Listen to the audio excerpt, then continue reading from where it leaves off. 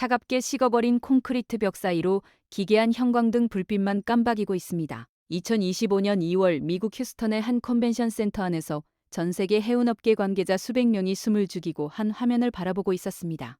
무대 위 거대한 화면에 떠오른 건 배 한 척의 설계도였는데 그 배에는 연료 탱크가 없었습니다. HD 한국조선해양이 세계 최초로 소형 모듈 원자로 추진 컨테이너선 설계 모델을 공개한 순간이었죠. 15,000개의 컨테이너를 싣고 25년 동안 연료 한 방울 넣지 않고 바다를 달릴 수 있다는 겁니다. 이게 왜 충격적이냐면 지금 바다 위를 달리는 초대형 컨테이너선 한 척이 하루에 들이켜는 연료가 약 200톤이기 때문입니다.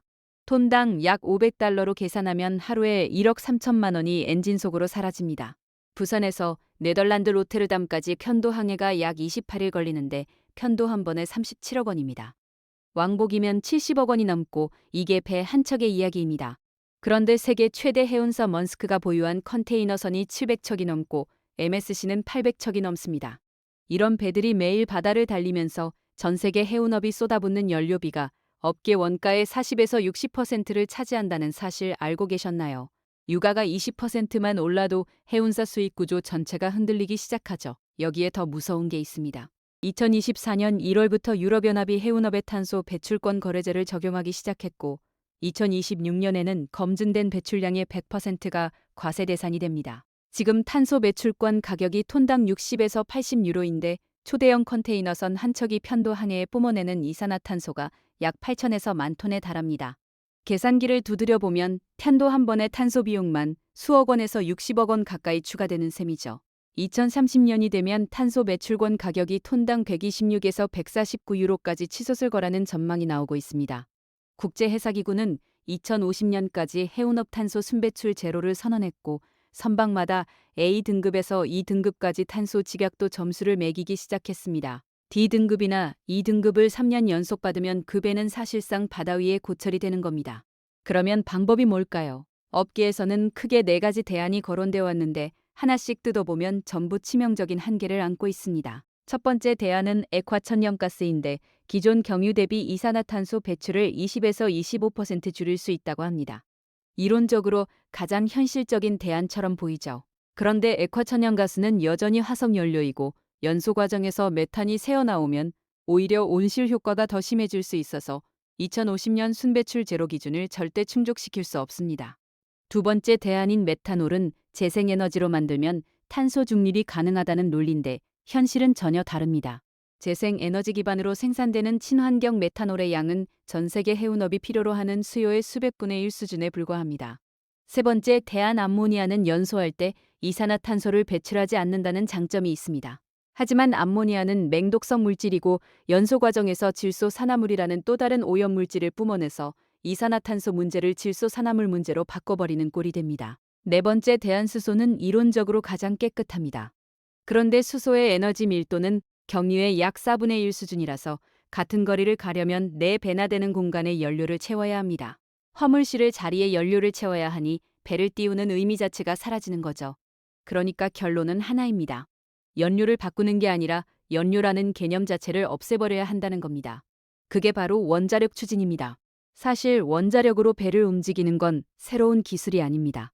미국 해군의 니미츠급 항공모함은 원자로 2기로 25년 넘게 연료 보급 없이 운항해왔고 러시아의 북극세 빙선도 수십 년째 원자력으로 얼음을 깨며 달리고 있죠. 문제는 이걸 상업용 화물선에 올려놓을 수 있느냐는 것이었는데 HD 한국조선해양이 그 답을 내놓은 겁니다. 이 설계의 핵심은 소형 모듈 원자로라는 기술인데 기존 대형 원자로를 축소해서 공장에서 미리 만들어 선박에 탑재하는 방식입니다. 최대 100메가와트급 전력을 생산할 수 있고 이 전력으로 거대한 전기 추진 모터를 돌려 배를 움직입니다. 기존 선박의 거대한 엔진실과 연료 탱크가 사라지니까 그 자리에 컨테이너를 더 실을 수 있게 되는 것이죠.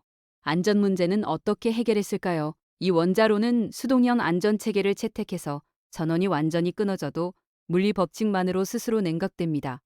이중 탱크 방식의 해양 방사선 차폐 구조까지 적용했기 때문에 바닷물과 원자로 사이에 2중 3중으로 방벽이 쳐져 있는 셈이다. 노르웨이 선급 DMV로부터 기본 승인을 받았고 미국 선급 ABS와도 공동 개발 협약을 체결했습니다. 2026년 3월에는 ABS와 16,000개 컨테이너급 원자력 연계 전기 추진 시스템의 기본 설계까지 착수한 상태입니다. 자, 그러면 돈 이야기를 해봐야겠죠. 원자력 추진선은 건조 비용이 기존 선박보다 비쌉니다. 한 척당 약 4천억 원 수준으로 기존 선박보다 수백억에서 천억 원 이상 더 들어갑니다. 그런데 여기서 반전이 일어납니다. 원자력 추진선은 건조한 날부터 폐선하는 날까지 연료비가 제로이고 탄소 비용도 제로입니다. 경유 추진선과 비교하면 25년 운항 기준으로 약 7,380억 원을 아낄 수 있다는 분석이 나옵니다. 액화천연가스 추진선과 비교해도 약 6,840억 원의 차이가 벌어집니다. 건조 비용이 더 비싸도 대략 12년 차부터 원가가 역전되기 시작해서 이후로는 매년 수백억 원씩 이익이 쌓이는 구조가 됩니다. 포세이돈 원칙이라는 게 있는데 이건 전 세계 주요 금융기관들이 탄소 기준을 충족하지 못하는 선박에는 대출을 제한하거나 금리를 올리겠다는 약속입니다. 수천억 원을 들여 산 배가 탄소 등급 하나 때문에 하루아침에 쓸모없는 고철이 되는 시대가 이미 시작된 겁니다. 그런 와중에 삼성중공업도 2025년에 용융염 원자로 기반 액화 천연가스 운반선 설계를 공개하고 ABS로부터 기본 승인을 받았습니다. 한국, 조선 빅3가 모두 원자력 추진선 개발에 뛰어든 겁니다. HD현대는 여기서 한 발 더 나아가 미국의 소형 모듈 원자로 기업 테라파워에 3천만 달러를 투자했습니다. 테라파워는 빌 게이츠가 설립한 차세대 원자로 기업으로 나트륨 냉각 고속로 기술을 보유하고 있죠. 교환사채 발행으로 6천억 원을 조달했고 그중 2천에서 3천억 원을 원자력 추진선 개발에 집중 투입할 계획입니다. 2030년까지 실물 선박을 완성하겠다는 목표인데 정기선 수석 부회장이 직접 진두지휘하고 있습니다. 그런데 왜 하필 한국일까요? 중국이 상선 시장 점유율 70%를 가져가는 상황에서 한국이 이 싸움에서 이길 수 있는 이유가 뭘까요? 답은 원자력과 정밀조선이라는 두 가지 기술이 동시에 있어야 한다는 데 있습니다. 대한민국은 현재 26기의 원자력 발전소를 가동하고 있고 앞으로 34기까지 늘릴 계획입니다. APR-1400이라는 한국형 원자로는 아라메리트 바라카에 수출되어 4기 모두 상업운전에 들어갔습니다. 원자로를 설계하고 건설하고 수출까지 해본 나라가 전 세계에 몇 개나 될까요? 여기에 한국은 2025년 기준 전 세계 액화천연가스 운반선 수주의 86.5%를 가져갔습니다.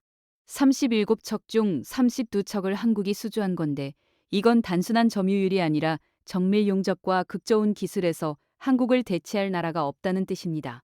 원자로를 배에 올리려면 진동과 하중을 견디는 정밀 용접 기술이 필수인데 이건 액화천연가스 운반선을 만들어 온 한국 조선소만이 축적해온 기술이거든요. 중국이 값싼 상선을 대량으로 찍어내는 동안 한국은 아무도 따라올 수 없는 기술의 성벽을 쌓아왔던 셈이죠. 이제 역사를 한번 돌아봅시다. 1990년대 카타르가 세계 최대 규모의 가스전을 개발하기 시작했을 때 한국 조선소는 액화천연가스 운반선의 표준을 만들어버렸습니다. 멤브레인 방식이라는 극저온 화물창 기술을 완성했고 그 표준은 30년이 지난 지금까지도 전 세계가 따르고 있습니다. 표준을 만든 나라가 시장을 지배한다는 걸 역사가 증명한 거죠. 더 과거로 가면 영국이 범선에서 증기선으로 전환할 때 기존 범선 강국이었던 네덜란드와 스페인은 순식간에 해운 패권을 잃었습니다. 20세기 초에는 석탄에서 석유로 연료가 바뀌면서 석탄 인프라에 매달렸던 해운사들이 줄줄이 파산했습니다. 전원을 놓친 자들의 결말은 언제나 같았습니다. 지금 벌어지고 있는 일도 정확히 같은 패턴입니다. 2050년 탄소 순배출 제로라는 마감 시한이 정해진 이상 기존 연료에 매달리는 해운사는 살아남기 어렵습니다. 유럽의 금융기관들은 이미 포세이돈 원칙으로 빗장을 걸었고 탄소 등급이 낮은 배에는 돈줄을 끊기 시작했습니다. 이 상황에서 원자력 추진선은 단순한 기술 혁신이 아니라 해운업의 생존 전략 그 자체가 되어가고 있습니다. 하지만 이 기술을 현실로 만들기 위해서는 넘어야 할 산이 있습니다. 항만 인프라를 새로 만들어야 하고 원자력 추진 선박 전문 선원을 양성해야 하며 국제 인증 체계도 새로 만들어야 합니다. 그리고 그 인증 체계를 누가 먼저 만드느냐가 향후 수십 년간의 해운 시장 판도를 결정하게 됩니다. 한국은 원자로를 만들어 본 경험이 있고 세계 최고의 정밀 조선 기술을 보유하고 있으며 이미 DMV와 ABS라는 양대 성급으로부터 승인을 받아냈습니다. 이건 어느 한 가지만으로는 불가능한 일이고 세 가지가 동시에 갖춰진 나라는 지금 이 지구상에 한국밖에 없습니다. 중국이 2023년에 원자력 추진 컨테이너선 설계를 공개하며 추격에 나섰지만 원자로 수출 실적도 없고 정밀 용접 기술에서도 한국에 한참 뒤처져 있는 상황이죠. 결국 이 경쟁의 본질은 배를 만드는 기술이 아니라 세계가 따라야 할 규칙을 누가 먼저 만드느냐의 싸움입니다. 범선에서 증기선으로 바뀔 때도 석탄에서 석유로 바뀔 때도 먼저 움직인 나라가 바다를 지배했습니다. 지금 한국 앞에 놓인 건 그 세 번째 기회입니다. 25년간 연료 한 방울 넣지 않는 배가 실제로 바다 위에 떠오르는 날, 세계 해운의 판도는 완전히 뒤집어질 것입니다.